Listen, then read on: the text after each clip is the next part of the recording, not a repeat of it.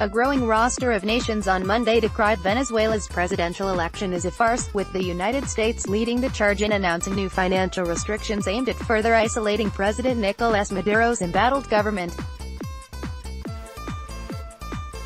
Donald Trump signed an order restricting the Venezuelan government's ability to liquidate assets. And a coalition of 14 nations from throughout the Americas, including heavyweights like Brazil, Mexico and Colombia, pledged to scale back diplomatic relations with Venezuela and urge international organizations not to issue the Venezuelan government any new credit unless it pertains to humanitarian aid. Venezuela's fragmented opposition vowed to unify and push for a new presidential election in the last trimester of 2018. Leaders said the Venezuelan people had delivered a silent but powerful message by largely abstaining from Sunday's vote. The election drew the lowest participation on record for a presidential contest in decades. "It's evident we are the resounding majority, those who want a new Venezuela," said Enrique Capriles, one of Venezuela's most prominent opposition leaders and who himself had been barred from running in the presidential election. The pro-government National Election Council announced Monday that with 98% of polling stations reporting, Maduro had won more than 6.7 million votes, over 4 million more than his closest competitor, Henri Falcon. That makes his victory the biggest percentage win over other candidates since Venezuela's 1958 election after the overthrow of dictator Marcos Pérez Jiménez.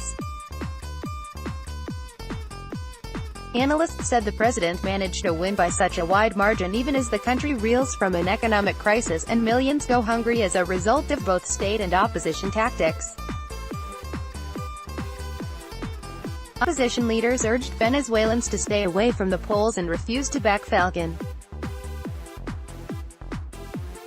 Meanwhile, the government mobilized state workers to get to the polls and Socialist Party volunteers set up red points near voting centers, where many hoped that by presenting their government-issued fatherland card they would get a cash bonus. Vows to fight on, Falcon told supporters he'd fight on instead of joining a growing list of anti-government politicians choosing exile.